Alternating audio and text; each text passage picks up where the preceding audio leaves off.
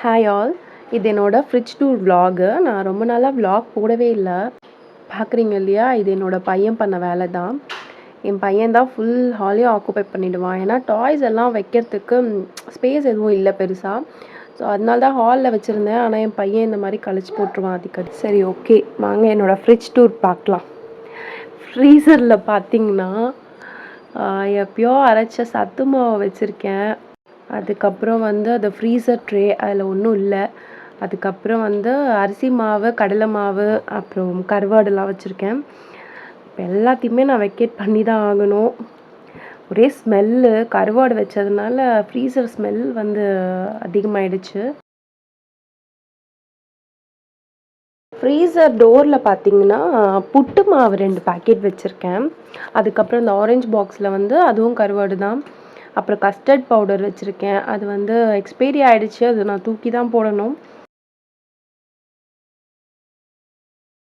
அவ்வளோதான், ஃப்ரீசரில் இவ்வளோ தான் ஸ்டோர் பண்ணியிருக்கேன். இப்போது ஃப்ரிட்ஜ் பார்க்கலாமா? ஃப்ரிட்ஜில் தான் ஏகப்பட்ட ஐட்டம் இருக்குது. எல்லாத்தையுமே வெக்கேட் பண்ணி தான் ஆகணும். எல்லாமே வேஸ்ட்டான ஐட்டம் தான் நிறைய இருக்குது. இதை இன்றைக்கி விட்டோம்னா அவ்வளோதான். இதுக்கப்புறம் க்ளீன் பண்ண முடியாது, டைமும் இருக்காது. ஸோ இன்றைக்கே க்ளீன் பண்ணிடலான்னு இறங்கிட்டேன். சாஸ் பாட்டில்ஸ்லாம் நல்லா தான் இருக்குது. அதெல்லாம் நான் வச்சுக்க தான் போகிறேன். அதுக்கப்புறம் பார்த்திங்கன்னா புதினா, அப்புறம் டேட்ஸ் நல்லா இருக்குது. புதினாலாம் சுத்தமாக போயிடுச்சு. மோஸ்ட்லி எல்லாமே வேஸ்ட் ஆகிடுச்சு. தக்காளி நல்லா தான் இருக்குது. ஸோ அதை மட்டும் நான் வச்சுக்க போகிறேன். அண்ட் அது ஹாஃப் ஆப்பிள், அது எப்போ சாப்பிட்டு வச்சது தெரியல. அதுக்கப்புறம் தயிர் பாக்கெட் இப்போ யூஸ் பண்ணது, அதையும் நான் வச்சுக்க தான் போகிறேன். அப்புறம் புளிக்கரைசல் இருக்குது. அதை நான் பூஜை சாமான் விளக்கும் போது அதில் யூஸ் பண்ணிவிடுவேன். இஞ்சி பூண்டு பேஸ்ட்டு நல்லா தான் இருக்குது. அதையும் நான் ஸ்டோர் பண்ணிக்குவேன். அப்புறம் பால் ட்ரேயில் ஒரு பால் இருக்குது. அண்டு பட்டர் வச்சுருக்கேன். பட்டர் எக்ஸ்பைரி ஆகிடுச்சா இல்லையான்னு பார்த்தா அதையும் வச்சுக்கலாமா வேணாமான்னு டிசைட் பண்ணணும். வெஜிடபிள் ரேக்கில் பார்த்திங்கன்னா இவ்வளோ தான் இருக்குது. வெஜிடபிள்ஸு எதுவும் இல்லை பெருசாக. வாங்கி ஸ்டோர் பண்ணணும். அண்டு நல்லா இருக்கிற வெஜிடபிள் மட்டும் நான் வச்சுக்குவேன். மற்றதெல்லாம் தூக்கி போட்டுருவேன். அண்ட் ஓவரால் பார்த்திங்கன்னா இதான் என்னோடய ஃப்ரிட்ஜு. நான் எல்லாத்தையும் வெக்கேட் பண்ணி வெளியே எடுத்து வச்சிட்டேன். இவ்வளோ சாமான் ஃப்ரிட்ஜில் இருந்திருக்கு. ஸோ வாங்க என்னோடய ஃப்ரிட்ஜை க்ளீன் பண்ணிடலாம் இன்றைக்கி. ஃப்ரிட்ஜ் டோரில் இருக்கிற கண்டெய்னர்ஸ் மட்டும்தான் நான் இப்போ வாஷ் பண்ண போகிறேன். மற்ற எல்லாத்தையுமே நான் வைப் பண்ணி தான் எடுக்க போகிறேன்.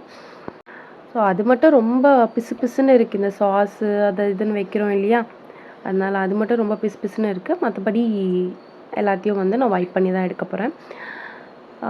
இதை நல்லா வாஷ் பண்ணி முடிச்சுட்டு கையோடு தொடச்சும் விட்டுறலாம். ஒரு மைக்ரோ ஃபைபர் கிளாத் எடுத்துக்கோங்க. அதை வச்சு தான் நம்ம ஃபுல்லாக தொடச்சி எடுக்க போகிறோம். அந்த கிளாத் சூப்பராக ஈரத்தெல்லாம் அப்சர்வ் பண்ணிக்கும். ஃப்ரிட்ஜ் க்ளீன் பண்ணுறதுக்கு வாட்டர், அப்புறம் ஒரு ஹாஃப் லெமன் மட்டும் ஸ்குவீஸ் பண்ணி வச்சுருக்கேன். இதுதான் என்னோடய ஃப்ரிட்ஜ் க்ளீன் பண்ணுற சொல்யூஷன். இப்போது ஃப்ரிட்ஜ் க்ளீன் பண்ண ஸ்டார்ட் பண்ணிட்டேன்.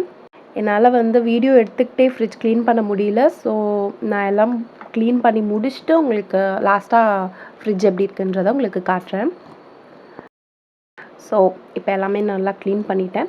இதுதான் என்னோடய ஃப்ரீசர். இப்போது நல்லா பளிச்சுன்னு இருக்குது. அண்ட் தொடச்சி முடித்த உடனே நம்ம மூடக்கூடாது. கொஞ்ச நேரம் அந்த காற்றுலேயே ஆறணும். அப்போ தான் அந்த ஸ்மெல்லாம் போகும். இப்போது நான் ஃப்ரிட்ஜும் க்ளீன் பண்ணிட்டேன். அண்ட் வெஜ்ஜீஸ் ரேக்கும் க்ளீன் பண்ணிட்டேன். இவ்வளோத்தையும் என் பையன் எழுந்து வர்றதுக்குள்ளே நான் முடிச்சாகணும். இல்லாட்டி எல்லாத்தையும் களைச்சி போட்டுடுவான், கீழெல்லாம் கொட்டிடுவான். அதை வேற நம்ம க்ளீன் பண்ணுறதா ஆகிடும் அப்புறமா.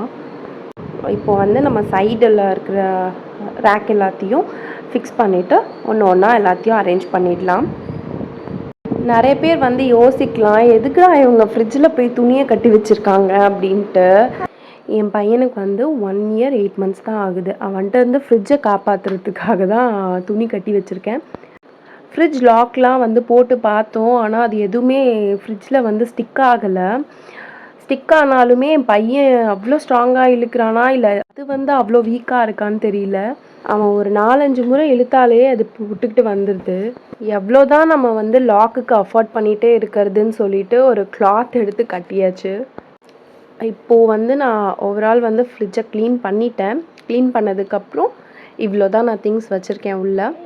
பால் ரேக்கில் வந்து பாலும் பட்டரும் இருக்குது. பட்டர் வந்து எக்ஸ்பைரி ஆகலை. ஒரு பாக்ஸில் வந்து முருங்கைக்கீரை வச்சுருக்கேன். அண்ட் வந்து அதில் லெஃப்ட் ஓவர் தக்காளி தொக்கு இருக்குது. அப்புறமா வந்து தக்காளி பாக்ஸ் இருக்குது. அண்டு புளிக்கரைசல் வச்சுருக்கேன். இஞ்சி பூண்டு பேஸ்ட் வச்சுருக்கேன். புளிக்கரைசல் வந்து நல்லா தான் இருக்குது. அது வந்து நான் பூஜை சாமான் விளக்கிறதுக்கு யூஸ் பண்ணிவிடுவேன். அப்புறம் சாஸ் பாட்டில்ஸ் வச்சுருக்கேன். பாப்பாவுக்கு வந்து நட்ஸ் பவுடர் அரைச்சி வச்சுருந்தேன். ஸோ அது மட்டும் உள்ளே வச்சுருக்கேன் ஃப்ரிட்ஜில். வெஜிடபிள் ரேக்கில் வந்து இவ்வளோ தான் வெஜ்ஜிஸ் இருக்குது. ஸோ இனிமேல் தான் வாங்கி ஸ்டோர் பண்ணணும். அவ்வளோதான் என்னோடய ஃப்ரிட்ஜ் டூர் vlog. உங்களுக்கு இந்த வீடியோ பிடிச்சிருந்தா லைக் பண்ணுங்கள், ஷேர் பண்ணுங்கள், கமெண்ட் பண்ணுங்கள். அண்ட் மறக்காமல் please do subscribe. Thanks for வாட்சிங்.